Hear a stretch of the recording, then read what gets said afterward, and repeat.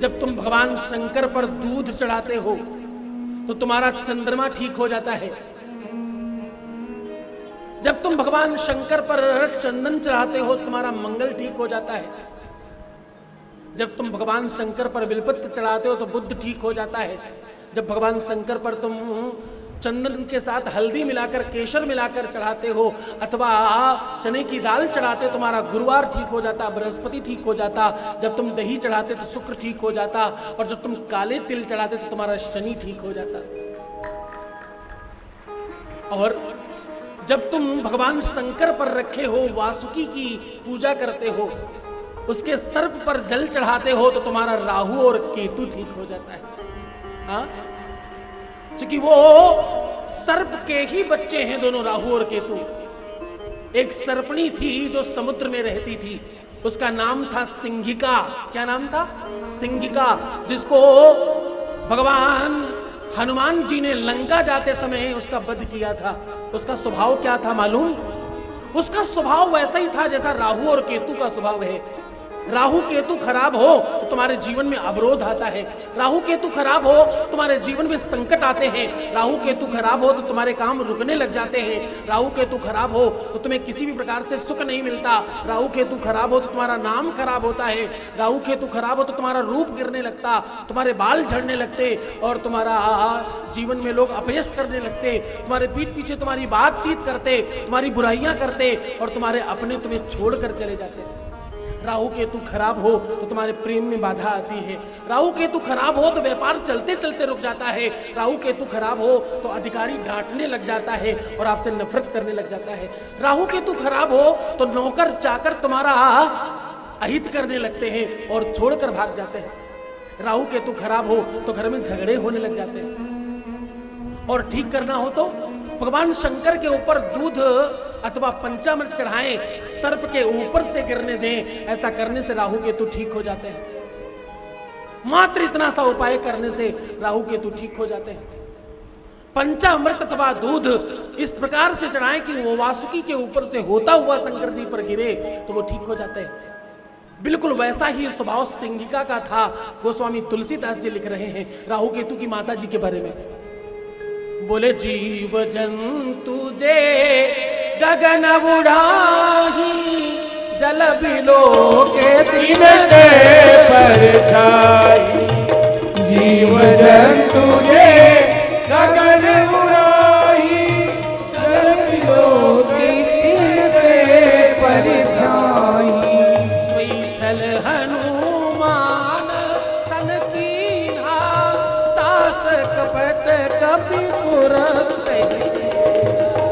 सोई छल हनुमान कपीना, दास कपट कपिपुर तहि चीना।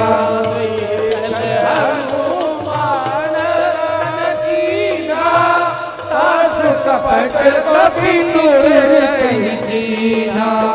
दास कपट कपिपुर तहि चीना। दास कपट कपिपुर तहि चीना। दास कपट कपिपुर तहि चीना।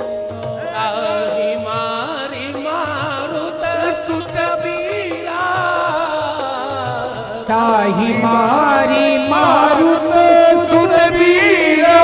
वारिधि पार गयो मति धीरा। वारिधि पार गयो मति धीरा। वारिधि पार गयो मति धीरा। बाबा हनुमान जी ने उसका वध कर दिया। तो जो भी हनुमान जी की उपासना करता है, हनुमान जी को मंगलवार, शनिवार अथवा रविवार को 3 बेसन के लड्डुओं का भोग लगाता है, उसके ऊपर भी राहु केतु का प्रभाव नहीं रहता। हाँ?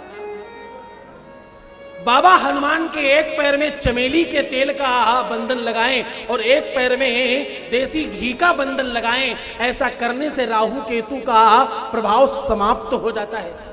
दाहिनी तरफ देसी घी और बाईं तरफ चमेली का तेल, ऐसा बंधन माल लगाने वाले व्यक्ति के जीवन में राहु केतु कभी खराब नहीं हो सकते। हाँ? तो पहले जीवन के प्रभाव से इनके जीवन में क्या मिला? ये आनंद से राजा और किंग बनकर जन्म लिए हैं। इन्हें अपना पूर्व जन्म याद है, इसलिए इस जन्म में राजा दंभ अपने पूरे राज्य में सबको कहते हैं कि दीप दान करो। दीप दान करने से धन मिलता है, दीप दान करो, दीप दान करने से धर्म बढ़ता है, दीप दान करो इससे सुख मिलता है, दीप दान करो संतान अच्छी रहती है, दीप दान करो इससे तुम्हारे जीवन में सुख आएगा, दीप दान करो रोग समाप्त होंगे, दीप दान करो तुम्हारे जीवन में सुख बढ़ेगा, दीप दान करो तुम्हारे परिवार में प्रेम बढ़ेगा। सबको बोलते और कर माफ कर देते जो दीप दान करता।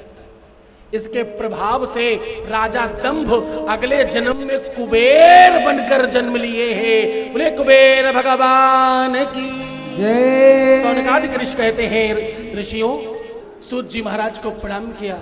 सूत जी महाराज कहते हैं ऋषियों, दीपदान का महत्व और महादेव की कृपा, महादेव की कृपा से लक्ष्मी मिलती और महादेव की कृपा से ही कुबेर का खजाना खुलता और एक सामान्य इंसान कुबेर बन जाता।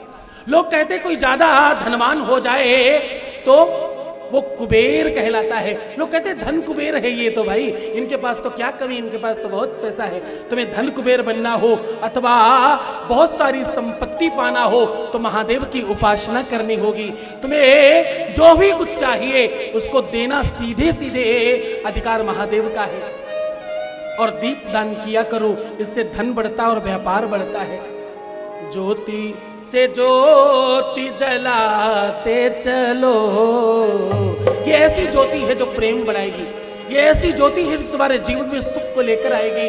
भगवान शंकर के शिवालय में दिया जलाया करो। तुम यहाँ आए हो, शिवालय में जाकर त्र्यंबकेश्वर महादेव के पास जाकर दीप जला कर आना।